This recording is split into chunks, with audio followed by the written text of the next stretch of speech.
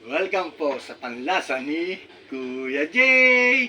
Ngayon po ay mag-i-slice tayo ng talong. Igigisa po natin yung talong. Ibang ano naman to. Tara na po, mag-i-slice na po tayo. Talong, talbos ng kamote, syempre tinapa pantag-ulan, saka bawang sibuyas with bagong. Ayan na po, mag-i-slice na po tayo.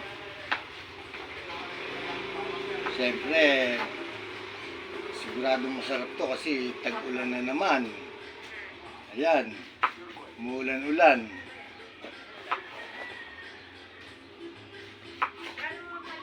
Siguradong masarap na naman ang ating menu. Promise. Ngayon po, naiwanan po natin yung talong. Ngayon naman po, ipipirito natin siya. Tara po! Pinipirito na po natin yung talong. Sabi naman sa inyo, basta't malaki bakuran, magtanim tayo ng gulay. Yan, ito po yung ampalayang ligaw namin. Yan naman po yung mga talbos ng kamote. Ngayon po, iluto na, anguin ko na po. Ngayon po, magigisa na po tayo ng bawang. Siyempre, kailangan lumabas yung aroma. Po natin yung sibuyas at sili.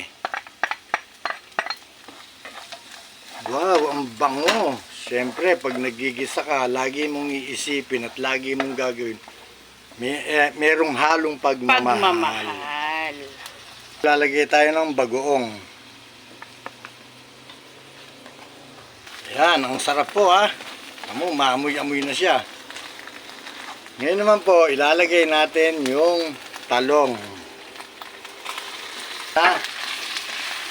Binagungang talong.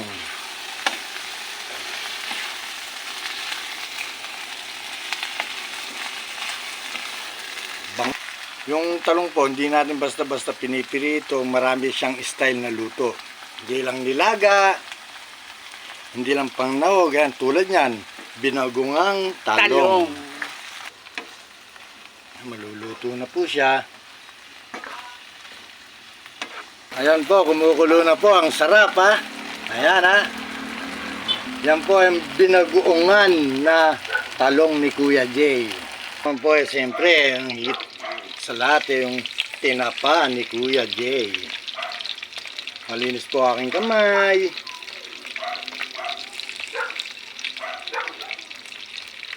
Siyempre, babalik na rin na po natin. Maganda ng luto. Sa totoo lang, nakakamiss po yung tinapa. Lalo nung ganyang panahon, nag-uulan. Ngayon naman po, igigisa natin yung talbos. Yung mantika po, yung pinagpirituan na po namin ng tinapa. Siyempre, lalagyan natin yung talbos. Ganyan lang hanggang maluto. Konting asin. Ang tak. Yan. Napaparami na naman po tayo ng kain nito. Ngayon po, iluto na po ang ating ginisang talbos ni Kuya Jay. Siyempre, ngayon naman po, ilalaga natin yung longganisang bawang. Siyempre, ngayon po, luto na po yung longganisang bawang. Welcome po sa panlasa ni Kuya Jay! Ngayon po, ito na po yung aking niluto, yung talong na binagungan. Siyempre, kamatis, dessert mangga. Ito naman ginisang. Ito naman talbos ng kamote. Siyempre, tinapa, longganisang bawang. Siyempre, pray muna tayo. Lord, maraming salamat po sa biyayang ibinigay niyo po sa amin. At ito po ay aming kakanin na galing po sa inyo. Maraming salamat po. In the name of Jesus, Amen. Kain na po tayo. Siyempre, yung bagong ni Kuya Jay na na talong. Wow, sarap. Siyempre, tinapa. Partneran natin ng tinapa. Ika nga yung bagong, ay yung talong, hindi lang panlaga, pangsahog, marami pa tayong dapat na maiimbento sa pagluluto. Samahan niyo ulit po ako sa aking pagkain. Siyempre, ito, tinapa, alam mo naman mga Pinoy dyan, mahilig sa mga tinapa. Kaya nga, mas maano pa tinapa. Lalo ngayon, nag-uulan po. Siyempre, talbot ng kamote, number 1. Si Ate Gina nga po, madalas na rin kumain nito kasi po anemic po siya. Pero mas maganda po yung talbos ng kamoting yung ubi. Ubi yun ma, di ba? Oo po, ayan. May tanim po tayong talbos ng kamote. Yan lang po yan sa bakuran ni Kuya Jay.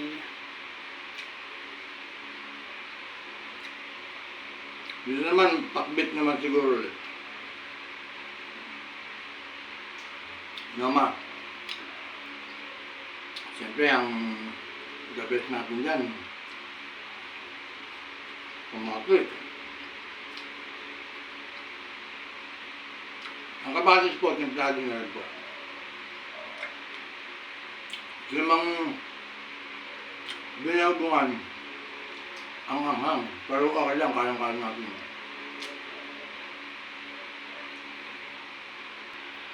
Siyempre, longganisa ng bawang naman. Masarap ng longganisa, lalo na with kamatis. Alam mo, iba talaga pag kumain ka ng samot-samot na lalo na galing sa bakuran, tinanim mo, ang sarap kainin kasi alam mo kung saan galing. Bali na pili lang namin dyan, yung gunita at atin na pa. Paubos na po tayo. Ang sarap na naman. Kita nyo, pawis na pawis ako. Lalo na yung talong na to. Ang sarap ng binagungan to. Ang anghang po. Paano po?